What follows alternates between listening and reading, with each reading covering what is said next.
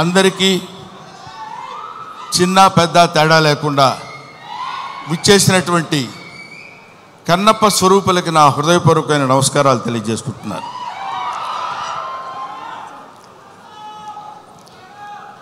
వీడికి ఏం పోయే కాలం ప్యాంట్ షర్ట్ వేసుకొని రావచ్చు కదా అనుకోవచ్చు అందరూ. కొంతమందికి ఆ ఐడియా ఉండుంటుంది. కానీ ఈరోజు ఈ సభ శివతత్వానికి సంబంధించిన సభ, శివుడికి సంబంధించిన సభ, శివ మహత్యానికి సంబంధించిన సభ కాబట్టి ఆయన గురించి మాట్లాడేటప్పుడు ఒళ్ళే కాదు, మనం ధరించిన బట్టలను కూడా జాగ్రత్తగా ఉంచుకోవాలేమో అన్న అభిప్రాయంతో వచ్చాను ఇలాగ.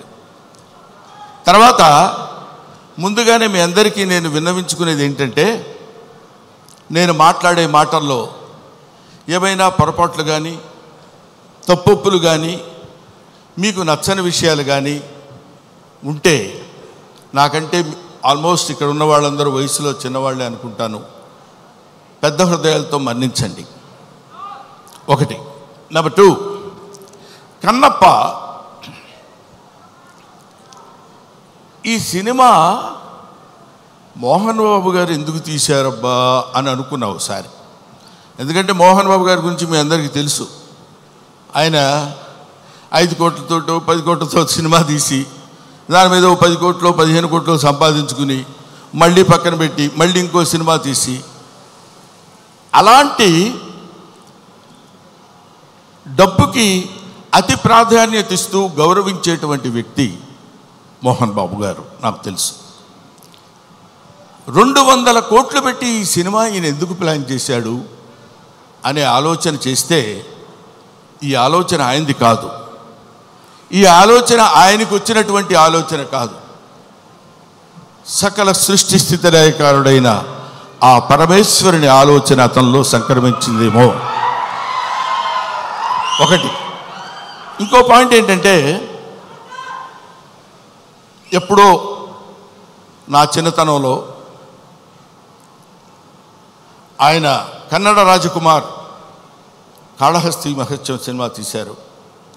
ఆ తర్వాత కీర్తిశేషులు బాపు గారు, కీర్తిశేషులు కృష్ణరాజు గారితో కన్నప్ప సినిమా తీశారు. అది తీసి ఇంచుమించు 30-35 సంవత్సరాలు అవుతుందేమో నాకు తెలిసి. 30 సంవత్సరాల పైనే, 50 సంవత్సరాలు. ఆ సినిమా తర్వాత భక్తి తత్వాన్ని ఇప్పుడు ఇక్కడున్నటువంటి కుర్రకారందట్లో భక్తి సన్నగిల్లిపోయి అరాచకాలు పెరుగుతున్న సమయంలో ఏదో ఒక భారతీయ తత్వాన్ని, భారతీయ శివతత్వాన్ని తెలియపరచాలి ఇప్పుడున్నటువంటి కుర్రకారుకి అనేటువంటి ఆలోచనతోటి శివుడే, సాక్షాత్తు శివుడే, సాక్షాత్తు ఆ పరమేశ్వరుడే, సాక్షాత్తు ఆ కాళహస్తీశ్వరుడే, సాక్షాత్తు ఆ వాయులింగుడే మోహన్ బాబుని ఇలా రారా అని పిలిచాడు. ఎందుకు పిలిచాడంటే, కాళహస్తిలో శివుడు ఉంటాడు, పక్కనే మోదుగుపాలెంలో ఉన్న మోహన్ బాబుని పిలిచి నువ్వు రారా, నువ్వు ఏవేవో సినిమాలు తీస్తావంటే నా సినిమా తీయ అన్నాడు. అంతే. అది శివనాజ్ఞను అనుసరించి తీసినటువంటి సినిమా ఈ భక్త కన్నప్ప అని నా నమ్మకం. లేకపోతే ఇంత డబ్బు పెట్టి నేను సినిమా చేసి ఇంత టెన్షన్ పడి ఇన్ని రకాలైనటువంటి విమర్శల్ని ఎదుర్కొంటూ నిలబడి సినిమాని రిలీజ్ చేసి శివతత్వాన్ని యావత్ ప్రపంచానికి తెలియపరచాలనేటువంటి ఆలోచన అతను కలగటం ఆయన చేసుకున్న పూర్వజన్మ సుకృతం. అటువంటి మహనీయుడు ఆయన. మోహన్ బాబు గారి గురించి ఇందాకేదో సుమ అడిగితే సరదాగా జోకులుగా నేను మాట్లాడాను కానండి, చెప్తున్నాను కదా, ఆ మాట్లాడటానికి ఆయన ఇచ్చిన చదువు మాత్రమే కారణం. మోహన్ బాబు ఇందాక ఆయన నడిచి వస్తుంటే సాక్షాత్తు శివుని మీద ఒక శివపాద సేవ చేసినటువంటి శివపాదార్చకుడైనటువంటి ఒక మహదేవ శాస్త్రి వస్తున్న ఆ నడక, టీవీ, ఆ ఆలోచన విధానం, అటువంటి మహానటుడి గురించి మనం చెప్పాల్సిన అవసరం లేదు. ఆ కడుపున పుట్టిన బిడ్డే మనుషుడు విష్ణు. అతన్ని కన్నప్పగా ఎన్నుకుని వీళ్ళందరూ చాలామంది ఏమనుకుంటారంటే, మనం ఈ సినిమాలో యాక్ట్ చేసాం, శరత్ బాబు గారు, మోహన్ లాల్ గారు, లేకపోతే ఇంకొక అక్షయ్ కుమార్ గారు, ముఖేష్ గారు, వీళ్ళందరూ సినిమాల్లో యాక్ట్ చేశారని అనుకున్నారు. కానీ వీళ్ళందరూ యాక్ట్ చేయబడ్డారు. శివుని యొక్క ఆజ్ఞ చేత వీళ్ళందరూ ఈ సినిమాలో నటించాల్సిన, ఎందుకంటే ఎన్నో సినిమాలు చేసిన వాళ్ళు ఉన్నారు. మోహన్ బాబు గారు కూడా ఎన్నో సినిమాల్లో చేశారు. ఎన్నో సినిమాల్లో చేసి డబ్బు సంపాదించారు. డబ్బు సంపాదన మాత్రమే ప్రాతిపదికగా తీసినటువంటి సినిమా ఇది. అయితే అయ్యుండొచ్చునేమో కానీ కొంతమంది దృష్టిలో ఇది కేవలం పరమేశ్వరుని యొక్క అనుజ్ఞ చేత, పరమేశ్వరుని యొక్క ఆజ్ఞ చేత శిరసావహించి తీసినటువంటి ఈ సినిమా. అందుకని నేనేం చెప్తున్నానంటే, మీ అందరికీ, మహానుభావులకి, మహాత్ములకి, ప్రవచనకారులకి, ప్రయోక్తలకి, మీ అందరికీ శిరస్సు వంచి పాదాభివందన చేసి నేను చెప్పే మాట ఏంటంటే, పెచ్చుమీరిపోతున్నటువంటి ఈ కలియుగంలో కలి యొక్క ప్రభావం చేత పరమ దుర్మార్గమైనటువంటి ఆలోచనలతో ఉన్నటువంటి ఈ మానవుల్ని కనీసం భక్తి అంటే ఇది, భక్తి అంటే ఇలా ఉంటుంది. మనం ఇంత భక్తితో ఉంటే మనకు అన్ని శుభాలే జరుగుతాయి. కొంచెం కష్టపెట్టిన ఈ సినిమా తీసిన దగ్గర నుంచి ఇప్పటి వరకు తండ్రి కొడుకులు ఇద్దరు ఎంత మదనపడ్డారో, ఎంత కష్టపడ్డారో సమీపంతో చూసినటువంటి వ్యక్తిగా నేను చెప్తున్న మాట. ఎందుకంటే భగవంతుడు ఊరికనే వచ్చేసి ఇదిగో తీసుకుంటారా అని అందరికీ తల్లి వెళ్ళిపోడు. కాలుస్తాడు, నిప్పుల్లో కాలుస్తాడు, సుత్తి దెబ్బలు కొడతాడు, అవన్నీ భరిస్తుంది. అది ఆయన ఎన్నుకున్న బంగారం. ఆ తర్వాత ఒక అద్భుతమైనటువంటి ఆభరణం చేయగలడు కన్నప్ప లాంటి సినిమా తీసి. అటువంటి సినిమా తీయడానికి ఉద్యుక్తుడైనటువంటి ఆ వ్యక్తి ఏమైనా సినిమాలు తీశాడు అనుకోండి, మీరు వదిలేసేయండి, దాని గురించి మనం పెద్ద పట్టించుకోవాల్సిన అవసరం లేదు.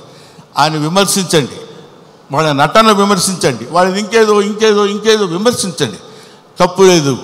ట్రోలింగ్ చేయండి, తప్పు లేదు. కానీ ఇక్కడ డబ్బు కోసం సినిమా తీసినా, ఇంకో కోసం సినిమా తీసినటువంటి కంటెంట్ ఏంటంటే శివభక్తి.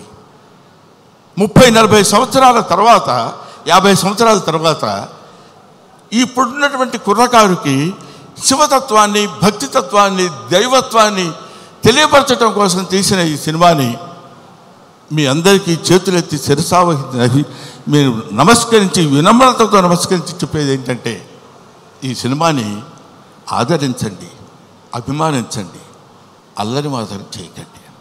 ఎందుకంటే శివుడు ప్రతి ఇంటా చేరాలి, ప్రతి గుండెలో చేరాలి, ప్రతి మనస్సుకి చేరాలి. అటువంటి చేరాల్సినటువంటి కొంచెం వాటర్ ఇస్తారండి. 1 సెకండ్.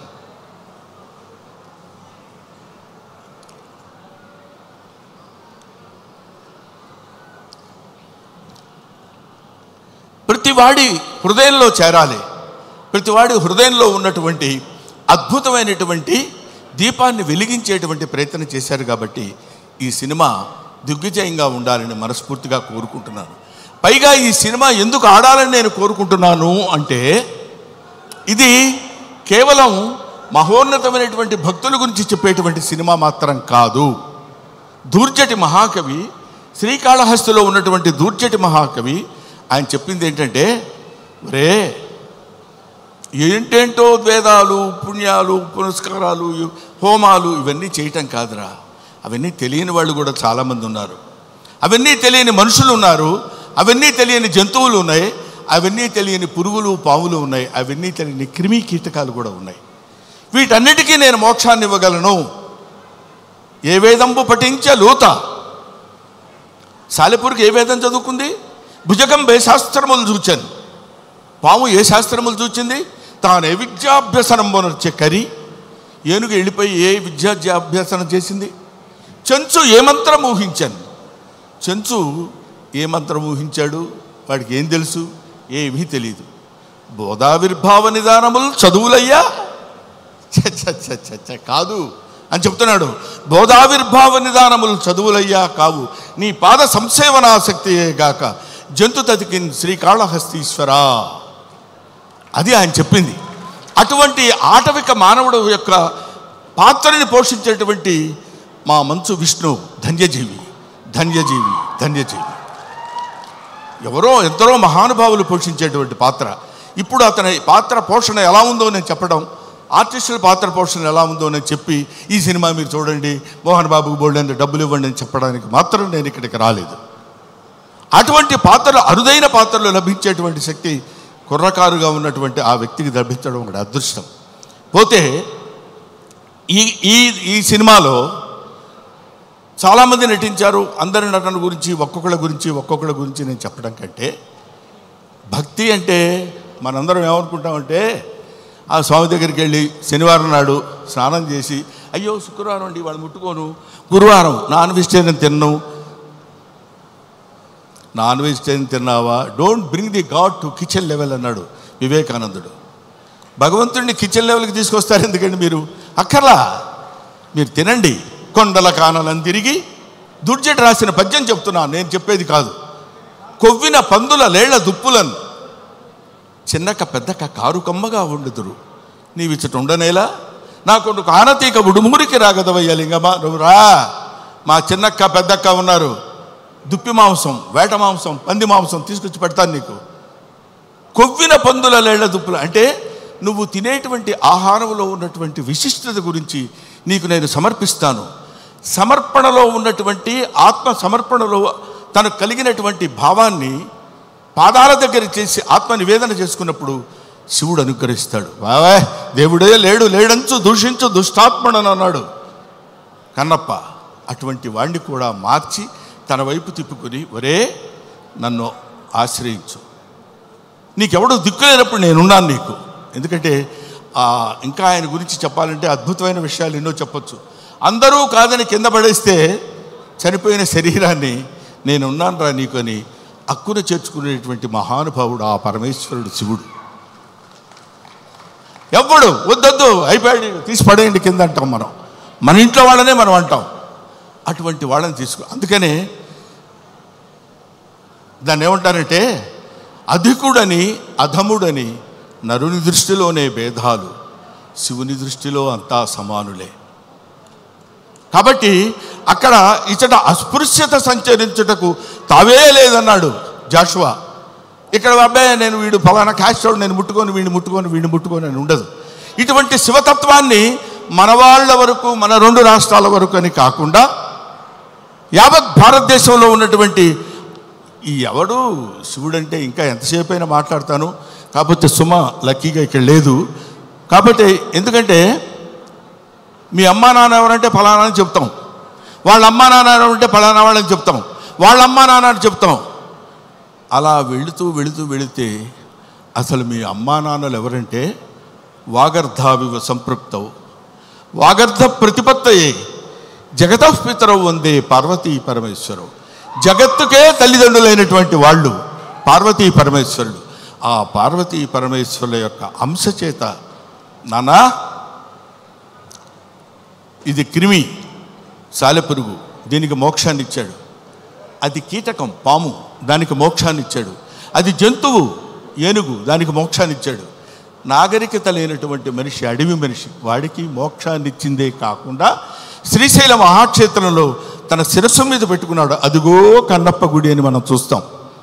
అంతటి ప్రాతిష్ఠ్యం కలిగినటువంటి ఈ అద్భుతమైనటువంటి కావ్యాన్ని చిత్రీకరించాలనేటువంటి ఆలోచన మోహన్ బాబు గారికి కలగటం, ఇది అందరికీ పంచాలి, ఈ శివతత్వం అందరికీ తెలియాలి, ఈ భక్తితత్వం అందరికీ తెలియాలంటున్నారు. కాబట్టి మహాత్ములైనటువంటి వాళ్ళకి, మహానుభావులైనటువంటి వాళ్ళకి, జ్ఞానులైనటువంటి వాళ్ళకి, జ్ఞానమే అజ్ఞానం అనుకునేటువంటి వాళ్ళకి, అజ్ఞానమే జ్ఞానం అని కూడా పరిగణించుకునే వాళ్ళందరికీ శిరస్సు వంచి వయసులో మీ అందరికంటే పెద్దవాడైనా నమస్కరించి మిమ్మల్ని కోరుకునేది ఏంటంటే శివతత్వాన్ని సంబంధించిన ఈ సినిమాని ఎవరు అడ్డుకోవద్దు.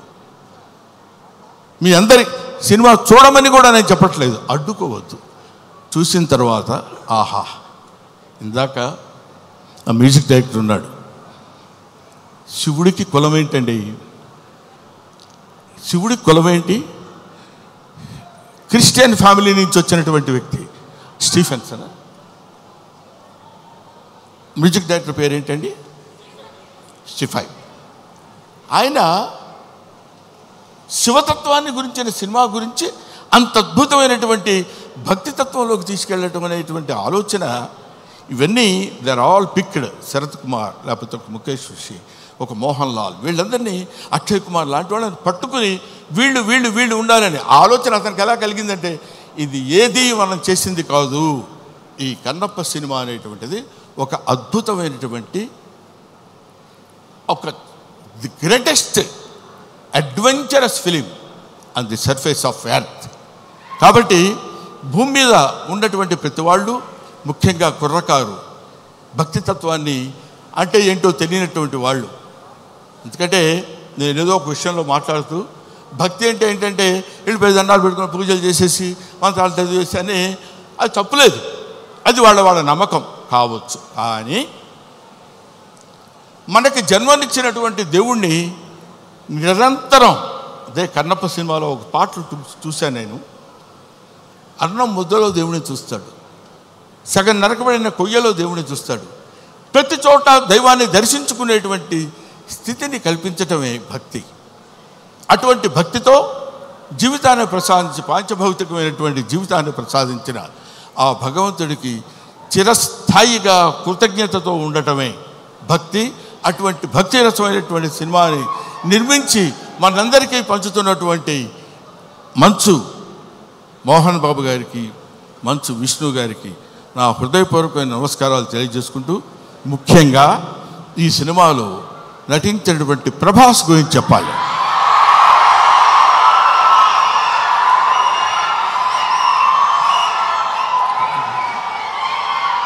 ప్రభాస్ అంటే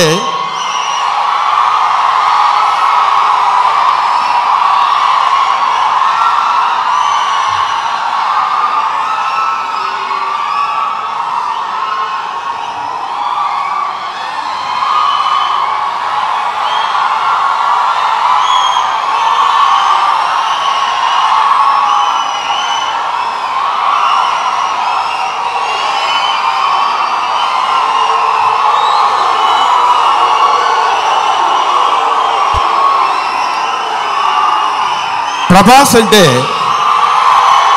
ప్రభాస్ అది ఇంకా ఆపండి. ప్రభాస్ గురించి చెప్పాలి. ఈ సినిమాలో ఆయన ఒక ప్రపంచం గర్వించదగినటువంటి నటుల్లో ఇప్పుడు ఒకడు ప్రభాస్. ఈ సినిమాలో ఆయన ఎందుకు అంగీకరించాడంటే, సినిమాలో ఆయన డబ్బు కోసం అంగీకరించలేదు, ఏదో ఈ సినిమాలో ఒక అద్భుతమైన క్యారెక్టర్ చేయాలని ఆయన అంగీకరించలేదు. ప్రభాస్ ఒక మానవతా విలువలు కలిగిన మనిషి, ఒక మంచి మనిషి. ఎవరైనా ఏదైనా చేయిజాప అడిగితే కాదనేటువంటి వ్యక్తి కాదు ప్రభాస్. ఎవరైనా అద్భుతమైనటువంటి స్థితిలో ఉండి ఇది నాకు కావాలి అని అడిగినప్పుడు, ముఖ్యంగా ఆ విషయంలో చెప్పాలంటే మోహన్ బాబు గారికి అత్యంత సన్నిహితుడు. మోహన్ బాబు గారు ఎలాంటి వాడంటే, ఓ చిన్న ఆల్కహాల్ లాంటి వాడు, అలవాటైతే వదిలిపెట్టలేం. అలాగే ఎంతో మోహన్ బాబు గారి మత్తులో, మోహన్ బాబు గారి ప్రేమలో మునిగి తేలినటువంటి వ్యక్తి. కాబట్టి ప్రభాస్ ఈ సినిమాలో చేశాడు. మోహన్ బాబు గారి ఎంట్రీ చూశారు కదా, అతను స్టీఫెన్ కూర్చున్నాడు, మ్యూజిక్ డైరెక్టర్. ఆ మోహన్ బాబు గారి ఎంట్రీ అలా పెడితే ప్రభాస్ శివప్రభాసుడు. అతను శివుడి చేత ప్రకాశవంతంగా పెరిగేవాడు, 6 అడుగుల అందగాడు. అతను విగ్గు పెట్టుకుని అలా వస్తున్నప్పుడు ఒళ్ళు గగురు పొడిచి వీర తాండవం, శివ తాండవం చేసేటువంటి విధంగా ఆ సినిమాలో నటించాడు ప్రభాస్. నేను చూశాను. ఆహా, ఇది కదా సినిమా, ఇది కదా శైవభక్తి, ఇది కదా దైవభక్తి అని నిరూపించేటువంటి సినిమా. ఇటువంటి సినిమాలు మనం చూడాలి, మన పిల్లల చేత చూడించాలి. మన భక్తి రసాన్ని భారతదేశంలో పెంపొందించే విధంగా చేయాలని మనస్ఫూర్తిగా కోరుకుంటూ, ఓం నమః పార్వతీపతయే, హర హర మహాదేవ, శంభో శంకర. హర హర మహాదేవ, శంభో శంకర. అందరి స్పీచ్లు అయ్యేంత వరకు బ్రహ్మానందం గారు ఇక్కడే ఉండవలసిందిగా రిక్వెస్ట్ చేస్తూ, మేము ఈరోజు ఈ సినిమాకి ఇంత మంచి పేరు వస్తుంది, అందరూ చూడడానికి రెడీగా ఉన్నారు అంటే దాని వెనకాల వర్క్ చేసిన ఎంతోమంది టెక్నీషియన్స్ ఉన్నారు. అందులో ఎడిటర్